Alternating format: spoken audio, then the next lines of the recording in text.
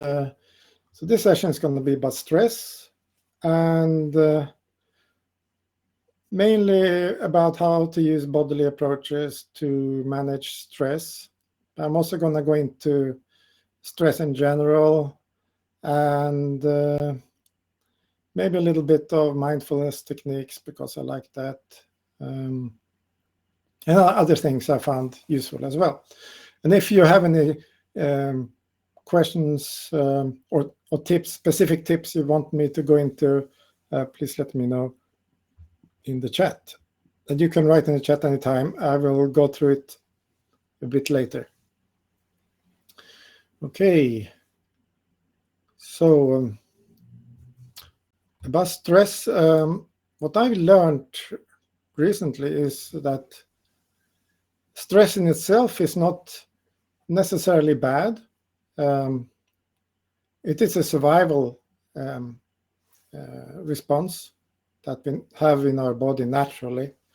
When our survival is threatened, I'm not going to go into the details of that, but there are automatic things happening in the nervous system that activates the stress response and creates cortisol and adrenaline and gets the body ready for fight or flight, and sometimes freeze as well.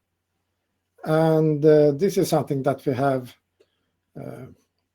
from millions and millions of years of evolution. I mean,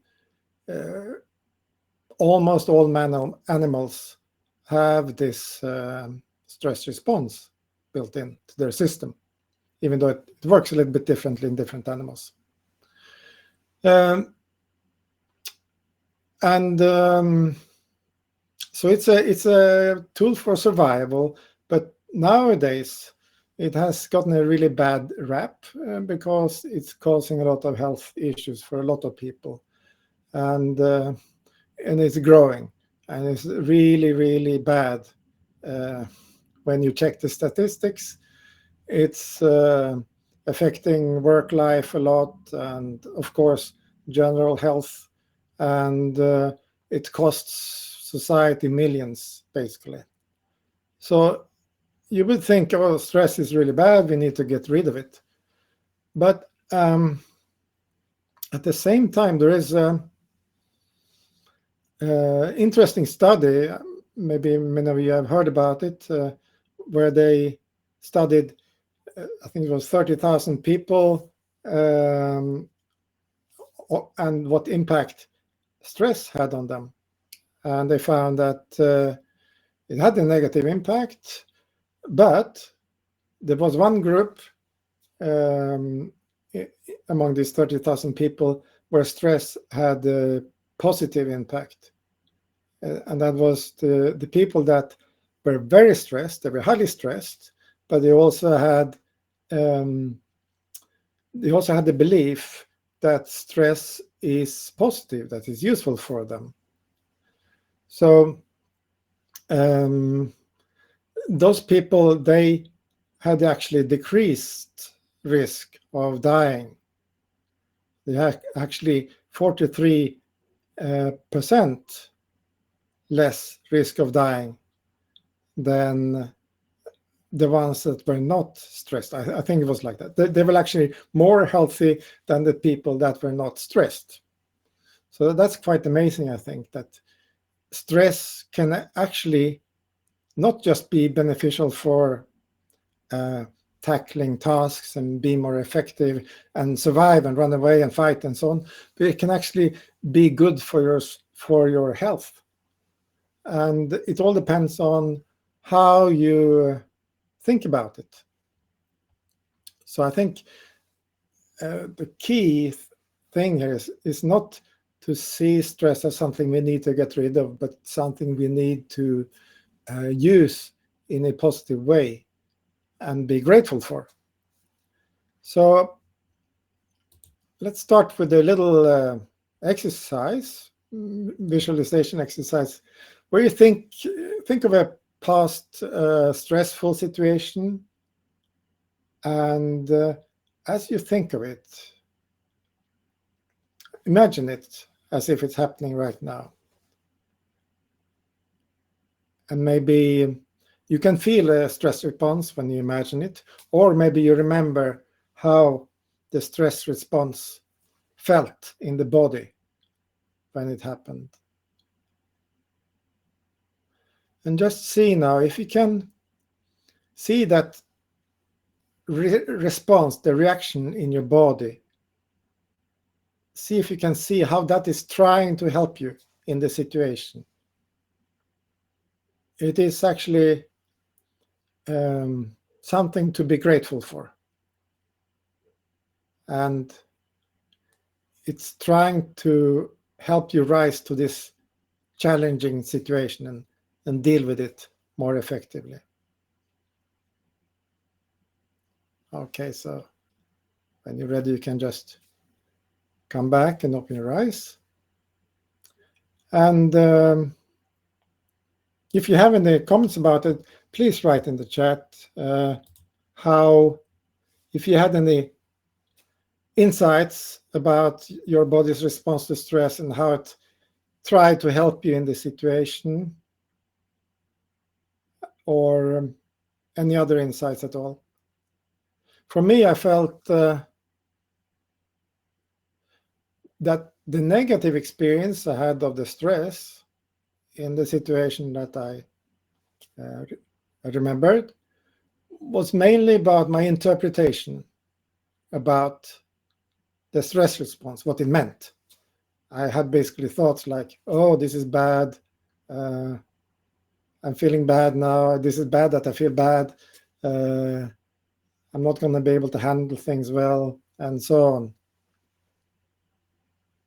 And when I changed my thinking about it to, oh, actually, my body is trying to help me here to deal with a certain situation, then I felt better about the stress response and the whole situation. So it's important that we start to change our view on stress, I think. And it's actually having other beneficial effects as well. I think it was in the same, it was a TED talk about it, about this study with 30,000 people, where they actually talked about the role of stress and how it helps. And one thing they mentioned also was the role of oxytocin. Oxytocin is actually a stress hormone. It's released during stress, and it signals us to start to connect more socially. And it's also beneficial for the heart and a lot of other things. So it seems like we have a built-in system to deal with stress with the help of oxytocin. Because when we get oxytocin, we want to connect with people. And when we connect with people, we are even better able to handle with stress. And also, maybe we get support to handle the stressful situations. So understanding the stress response is really important in order to relate to stress in a more constructive way and make it into a useful thing. So when we get stressed, we usually get certain bodily symptoms, and the problem arises when we start to think that, oh, this is bad, I don't want to have these bodily symptoms like constricted breathing and tense in the body and so on. That is actually our own resistance to the stress response. So in order to make use of the stress response in a constructive way, we can use some techniques to embrace the stress response we get. And some of the most important ones are different breathing exercises, like deep breathing, or this box breathing I'm sure you heard about, Deep breathing is breathing from diaphragm mainly. Mostly, like you start breathing at the diaphragm, and the breath goes up to the top of the chest and then down again. And in box breathing, you breathe like a square, like a box. Basically, you breathe, for example, 4 seconds, 4 seconds in, 4 seconds out. 4 seconds in, hold the breath for 4 seconds, and out for 4 seconds, hold the breath for 4 seconds, and so on. So it kind of goes like a box. And that used among Navy SEALs, for example, to handle stressful situations, which they often come into in military excursions and so on. And another important part of breathing is the exhale. When you exhale, you emphasize the parasympathetic response, and when you inhale, you emphasize the sympathetic response. And so by making the exhale longer, we activate the parasympathetic. Oh, I didn't mention we have the sympathetic and parasympathetic response, which is 2 different sides of the autonomic nervous system. Basically, the autonomic nervous system regulates many things in the body, and it basically switches between either sympathetic or parasympathetic state. There's nothing in between. It's either or. In the sympathetic state, that's when we have the stress response. What happens then? The body channels resources for survival. So adrenaline is created, cortisol created, blood goes to muscles, away from digestion and other things that are necessary for survival in the moment. And then when we switch back to the parasympathetic, more resources are going to digestion and to rest and digest, as it's called. And it's important that we don't get too prolonged time in the autonomic side, because that takes a lot of resources from these other functions like rest and digest. So we want to get back to parasympathetic very quickly, usually. And we can use the breath for that. When we lengthen the exhalation, then that stimulates the parasympathetic. And breath is very interesting because it kind of shows us what is going on with us in the moment. So it's very important to be aware of your breathing. So that's something you can do many, many times in the day. Just feel your breathing. Just notice your breathing. Let's do that right now. A quick exercise. Just take a pause and take 3 deep breaths. And just notice the inhalation and whatever muscle tension is required. And then the exhalation, the ease, just letting go. And also notice the stillness between the breaths. You can play around with the timing of the inhalation and the exhalation and the space between breaths, and just experiment and see what happens. And there's been some research into this. That was in the 70s even, I think. Stanley Kielman, he wrote in his book, Your Body Speaks Its Mind, that if we are afraid of too much life, then we inhibit our inhalation. So we don't breathe in fully if we're resisting too much from life. And if we're afraid of committing to engage ourselves to life, to commit ourselves to life, then we shorten our exhalation. And I found that quite interesting to be mindful of and observe in my own life how it changes during the day in different situations. And thinking back, I remember when I was offered a job that I really wanted, but I thought I wouldn't get it. I really kind of blocked my inhalation, I remember.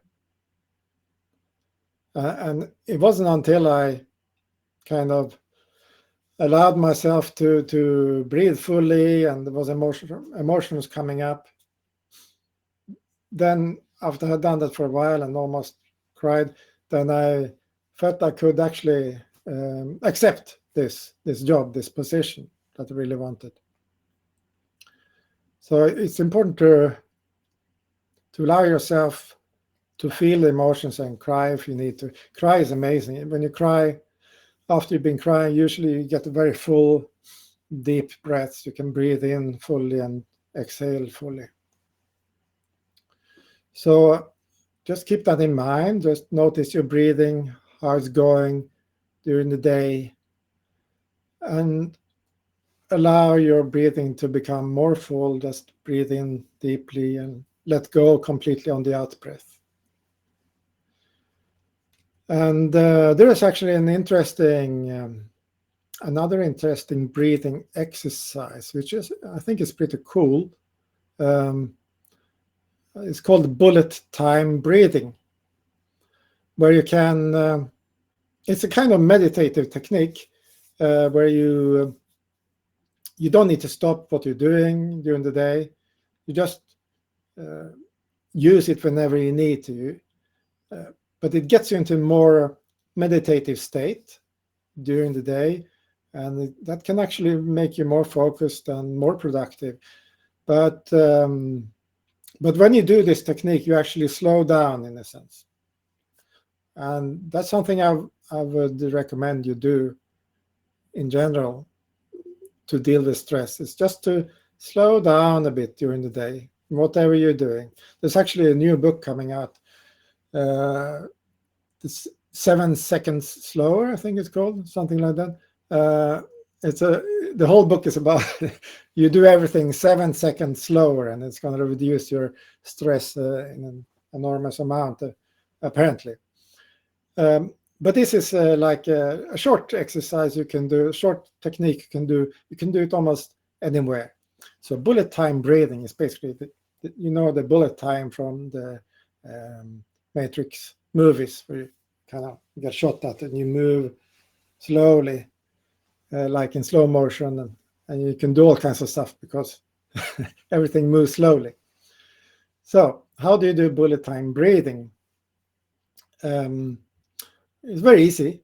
First, you take one big deep breath, like from the diaphragm, and just breathe in. You can do it with me now, like, and then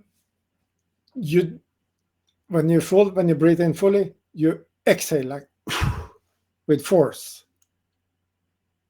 And after that, directly, just breathe in and out really slowly for as long as you can after this.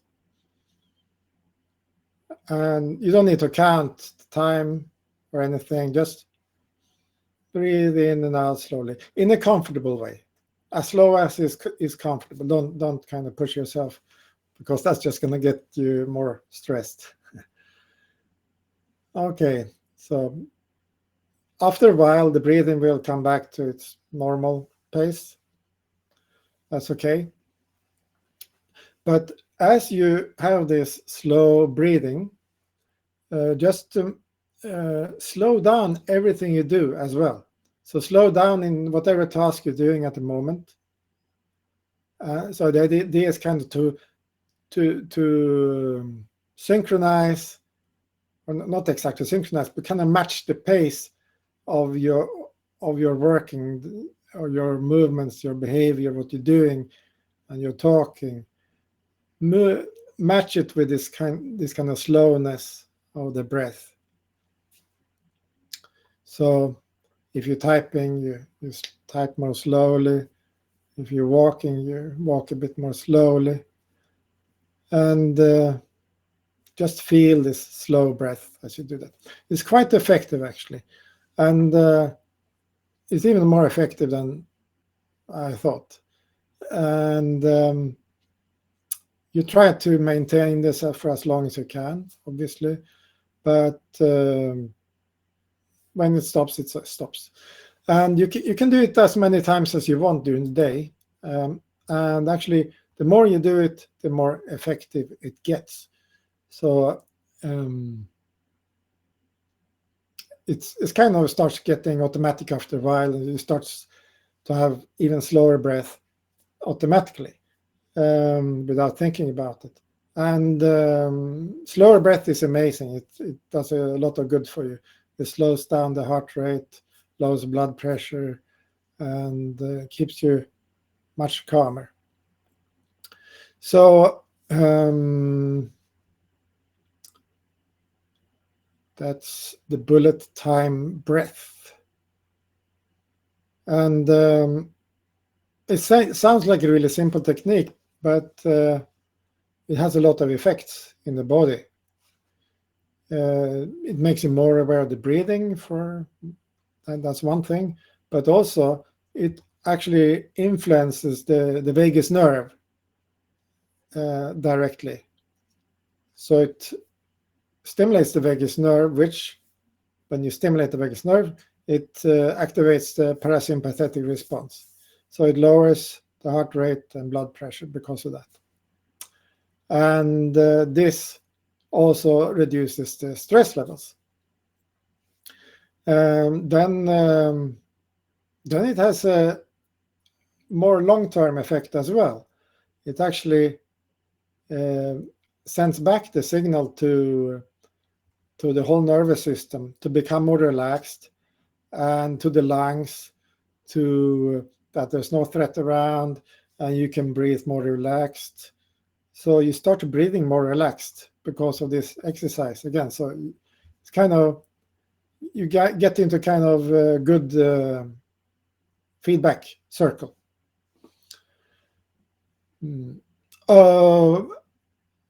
I don't know if there's a book about it. There's a book that mentions it that I have. I don't know if there's anything on Google, but I can. Let's see. What's the name of the book? I can give you the name of the book. It's called Vagus Nerve Unlocked. Vagus Nerve Unlocked. I sent the title in the chat.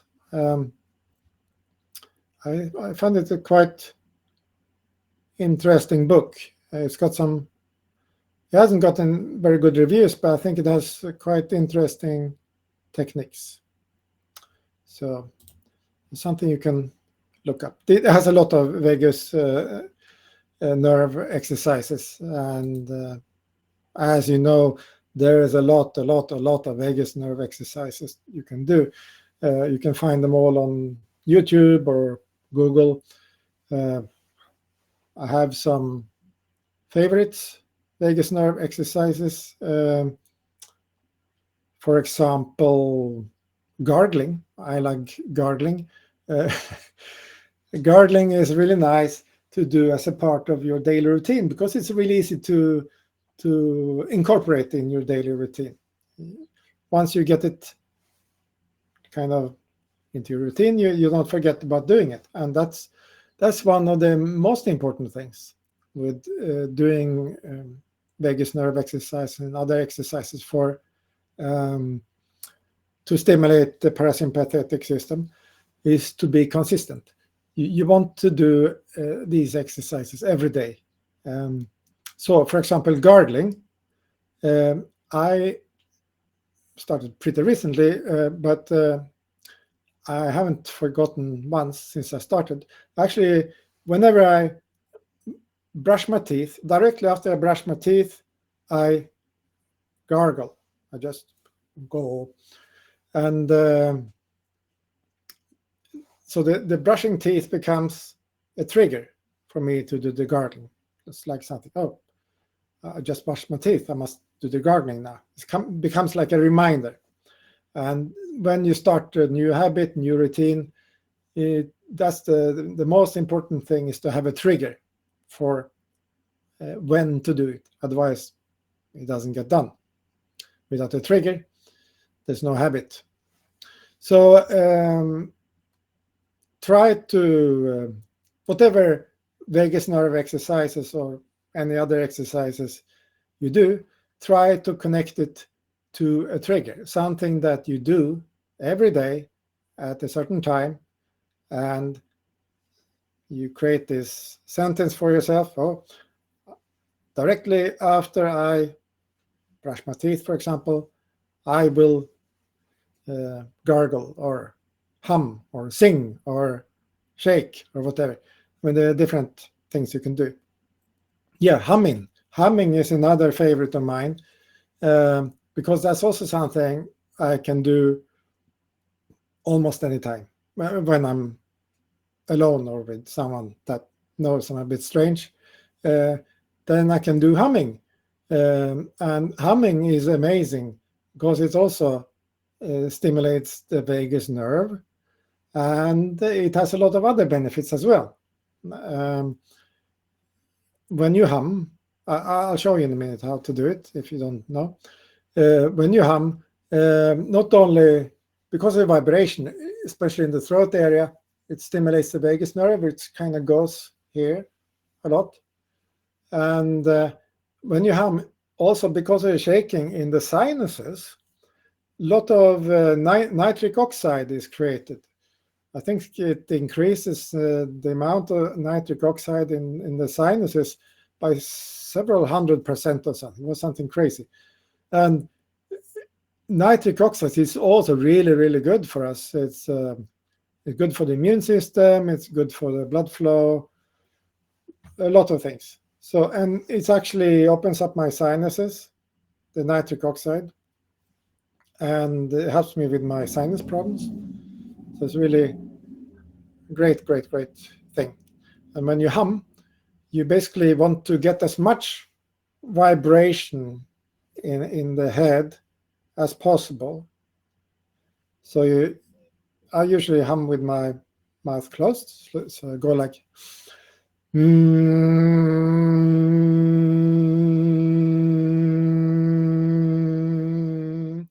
and you can feel the vibration with your hands, and even down in the chest, and the whole upper body almost. So you want to feel those vibrations really as much as possible. And you can experiment with different heights, like different tones, and feel what kind of different kind of vibration it gives you, and what feels best for you. So that's something I highly recommend. It also kind of feels like it grounds me somehow emotionally, but I haven't seen any research on that or anything. So okay, that was it about the breath. And so breath is kind of the main, I think it's the main way of activating the vagus nerve. But there are other things we can use other ways we can use our body also. We don't need to do strange exercises necessarily. We can just use our awareness in our body, pay attention to our bodily sensations. Just by paying attention to these physical sensations that our body gives us, we become more present in every moment. So right now, just take 10 seconds and just stop and listen to what sounds you're hearing. Just do that for 10 seconds.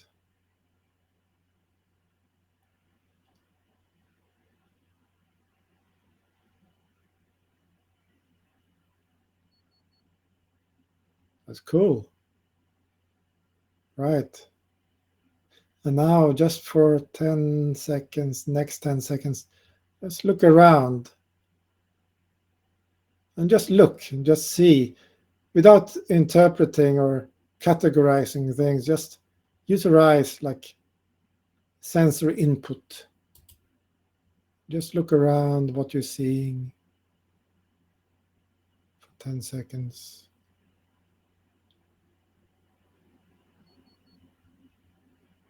Great. And now the same thing with your body. Just sense into your body.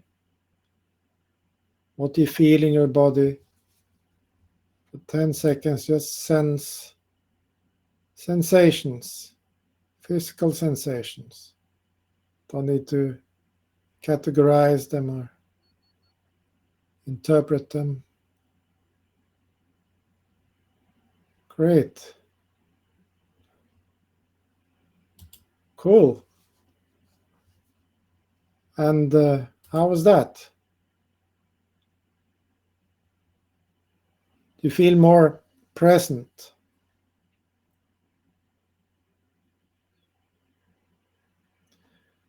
Yeah, when you can actually do this, if you try this with somebody, now we are not in the physical room together, but if you try this with somebody, and you first let them think about something stressful that make them feel like they want to contract or run away or go away, and try to push them when they're standing up. Try to push them. They will lose the balance really easily. But if you then ask them just to let go and just do this little exercise, just be present, just listen, and then just look around and see and just feel the body and kind of just let go of everything else. And then you try to push them over. It's really hard to push them over. Hi, Annette. Okay, so that looks lovely, Annette, by the way. So let's see, we have got 20 minutes left. Okay. Another way of getting more into the body and be more present is shaking. Shaking is really, really easy, very quick, powerful way to get into the moment. Just try and shake your arms.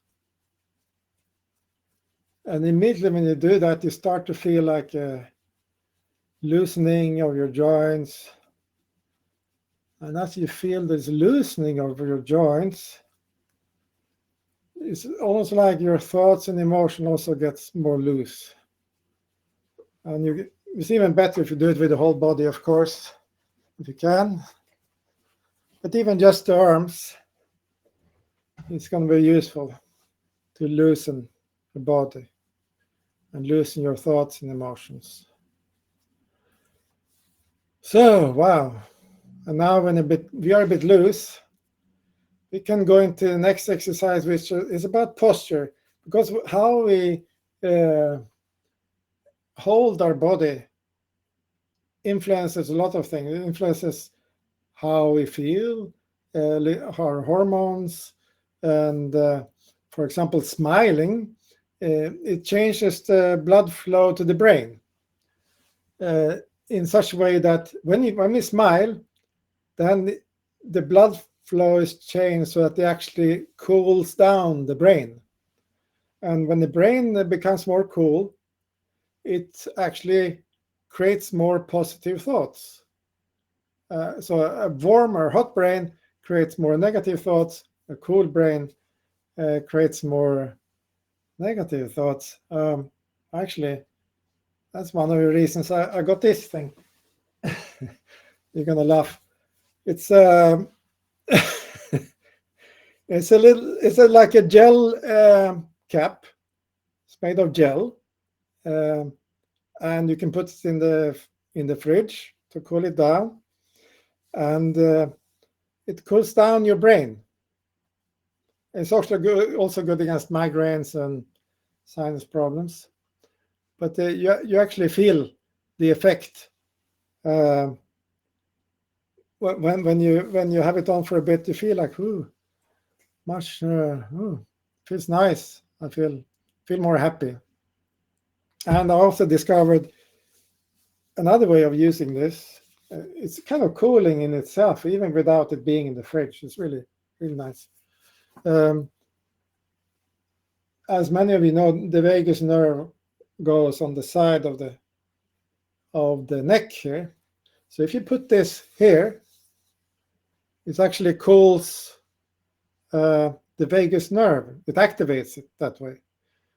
So and this is really effective. When I started doing it, I really felt immediate effect just from a few seconds of holding it here. I think they did some tests, some research, finding that in 18 seconds, cooling this area reduces the stress. So get one of these if you can.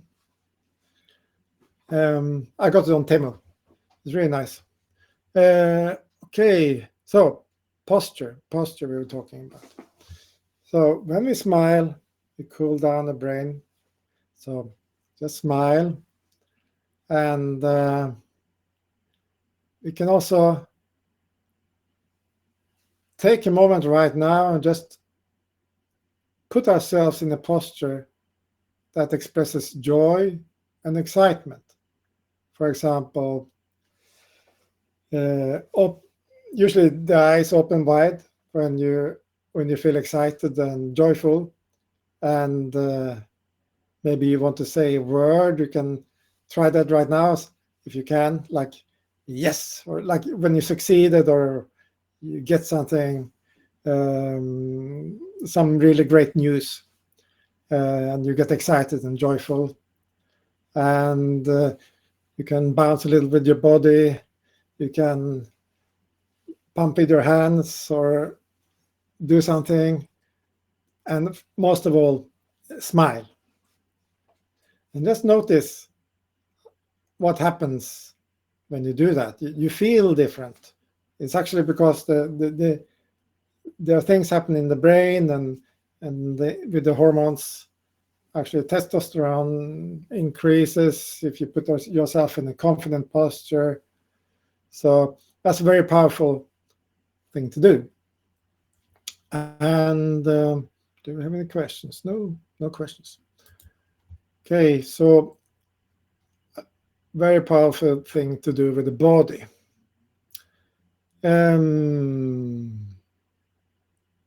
One more thing. If you want to get this testosterone effect of being in a powerful posture, like Superman or Superwoman posture, I think that it takes 120 seconds to get this testosterone boost. Okay. Now I want to say a few little deeper things about body sensations. I've been studying something called thought exchange, and I have some thoughts about, through studying thought exchange, I have some thoughts about body sensations and stress.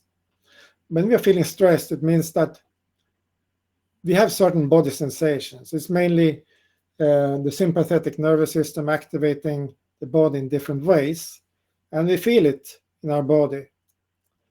And what usually happens is we have thoughts about it. We have thoughts about how it feels in the body. We have thoughts about whatever situation we're in. And it's usually negative thoughts. So, for example, if I'm preparing for a big presentation at work, I might get body sensations like heart rate going up and getting sweaty, intense, and I have negative thoughts like, oh, it's going to be terrible, I'm going to mess up, I'm going to be too nervous, I forget everything, and so on. And it's actually these negative thoughts that stops us. The body sensations themselves, they are not stopping us. So we're often making the mistake of mixing body sensation and negative thoughts. That is bad. But if we instead just can, like I said in the beginning, reframe it as my body is getting me ready for this big presentation by increasing the heart rate, is giving me energy, and tense muscles is kind of preparing my body for action. It's important here that we don't think negatively about it, because that will over tense our body. It will makes us tense about being tense, and being stressed about thinking that we're stressed, and we think that it's negative and it's going to ruin everything. So it's important just to feel these body sensations as they are, and notice that they're kind of meaningless in themselves. They're not bad in themselves. And I found that a very useful meditation to do, that I sit with my, if I think about if I'm in a stressful situation, I just feel my body sensations, and then I notice my thoughts about the body sensations. And I notice that the body sensations and the thoughts are two different things. They're not connected. And then I can just accept the body sensations as they are and let them be. Because the worst thing we can do with stress is to fight against stress.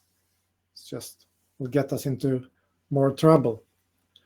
So that's just a little tip. It's a very interesting book, Thought Exchange. If you want to go into that, it's basically about how to manifest your life by allowing yourself to be present with uncomfortable body sensations.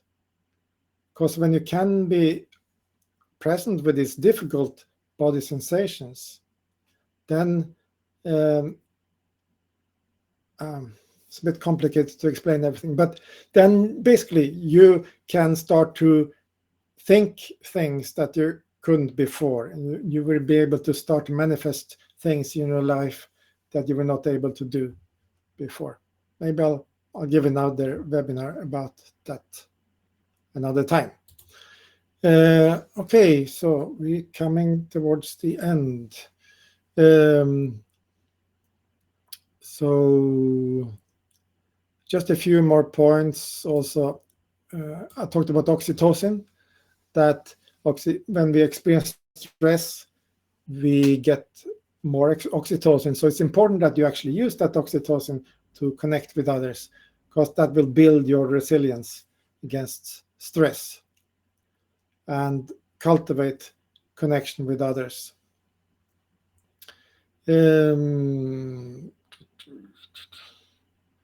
So any questions? No questions? I was hoping for some questions.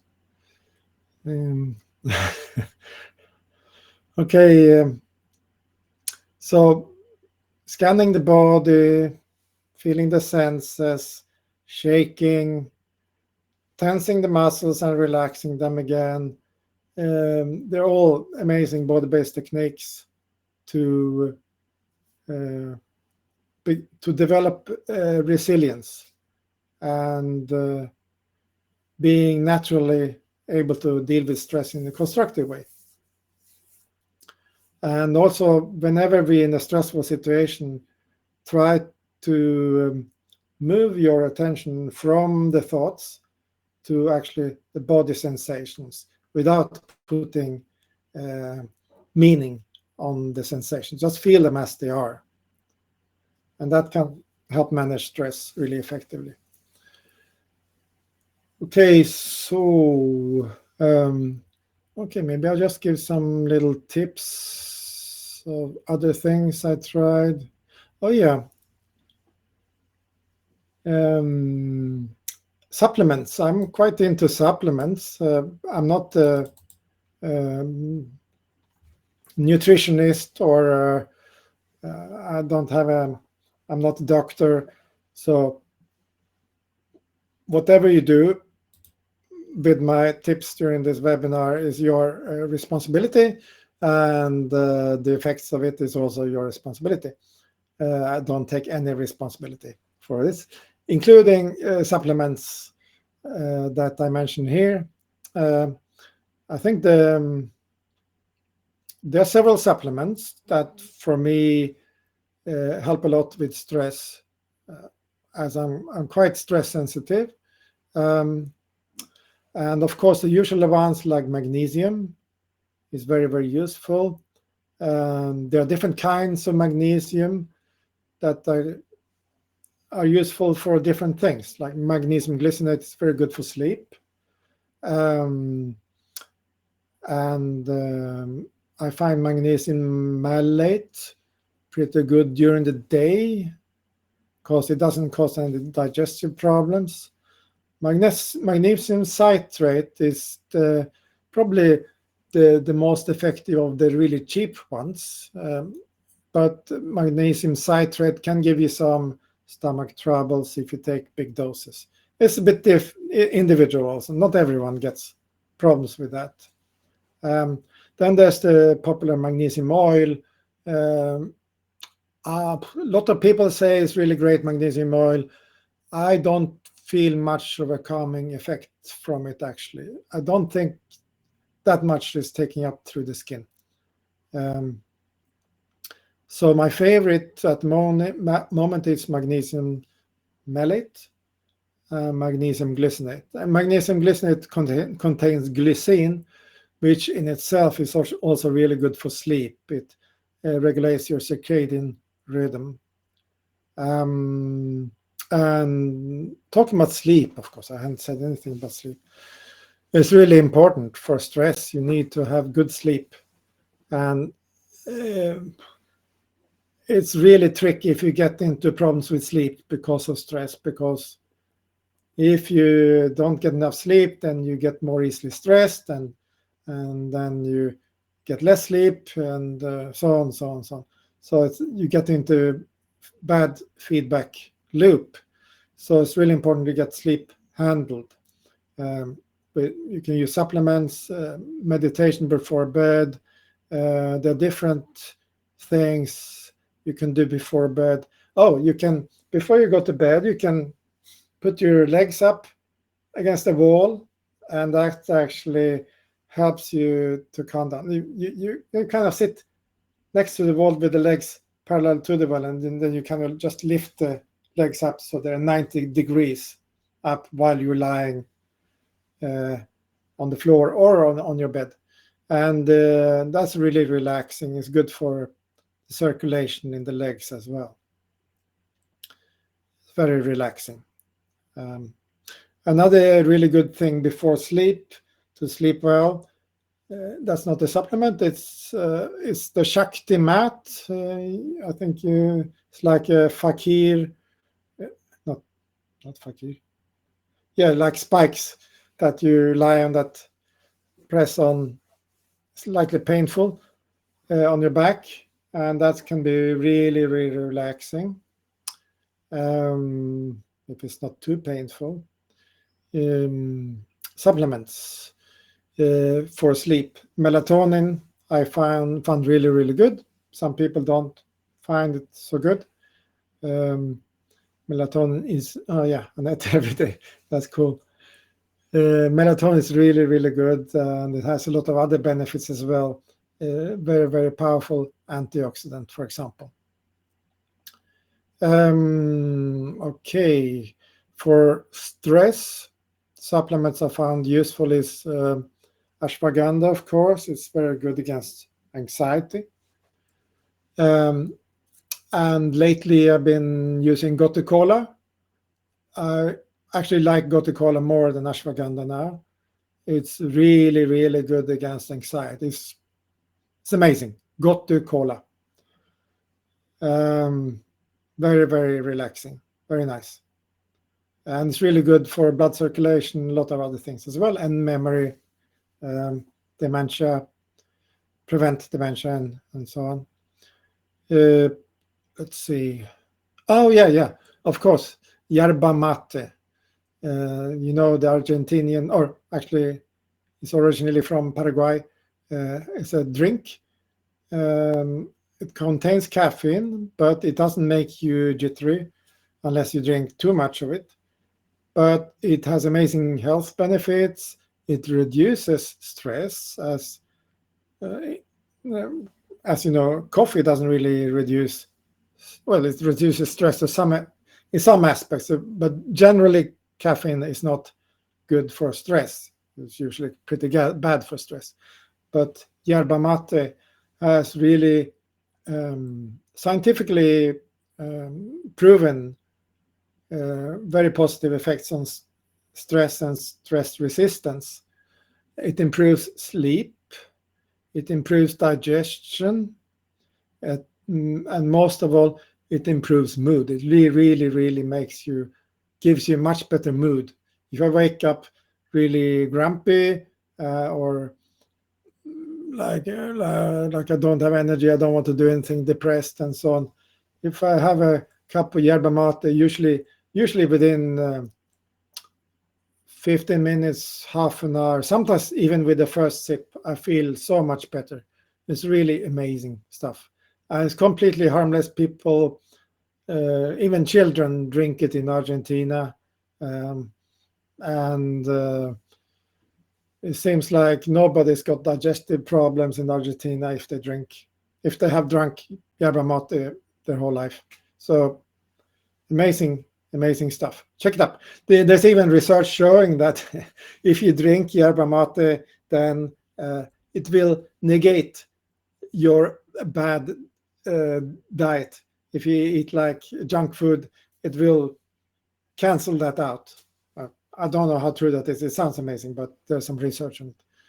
So, it's already getting to 8 o'clock. So that's we have run out of time. I hope this was useful to you, and I hope you got something that you can implement in your life.